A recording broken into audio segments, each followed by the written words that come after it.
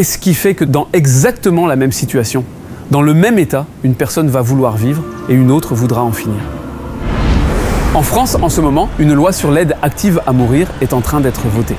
Alors certains parlent de progrès, mais en vrai, on sent bien qu'il y a quelque chose qui est en train de glisser. Geneviève Lermite a été euthanasiée mardi, il y a 2 jours. Une fin de vie liée... Pas d'autre choix que de demander la fin de vie. Bien sûr, j'aimerais ne pas être malade. Le plus difficile, ça a été de l'annoncer à mes enfants, que j'avais pris la décision de demander l'aide médicale à mourir. Mais de toutes ces années de maladie, il n'y a rien que je regrette. Donner la mort par compassion, j'ai mis un doute, quoi. Je voulais pas faire subir ça à mes enfants. J'ai tout planifié. Le jour, l'heure, même la musique.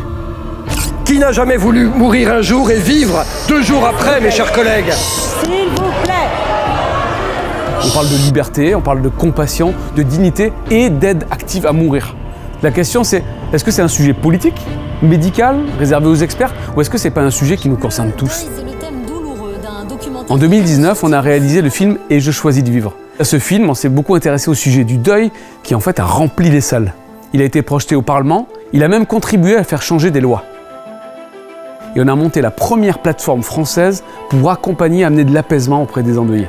Et nous aussi, on a accompagné des personnes, des gens qui, bien sûr, face à la souffrance, à l'agonie, veulent mourir, et on comprend ça vraiment. Est-ce qu'il n'y a vraiment pas d'autres solutions?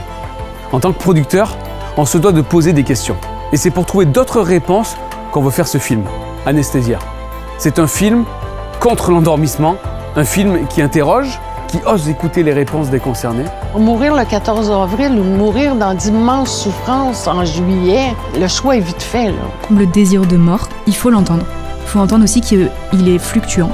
Et 90 voire 95% du temps, en fait, c'est un désir qui disparaît quand on a écouté la personne jusqu'au bout dans les besoins qu'elle avait à vivre. Est-ce qu'on risque pas d'éteindre des vies parce qu'en vrai, on n'a pas su les accompagner?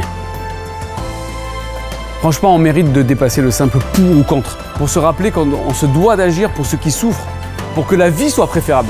La fraternité, la vraie, est-ce que c'est pas ça finalement? Ce film, c'est pas un contre, c'est un cri pour la vie.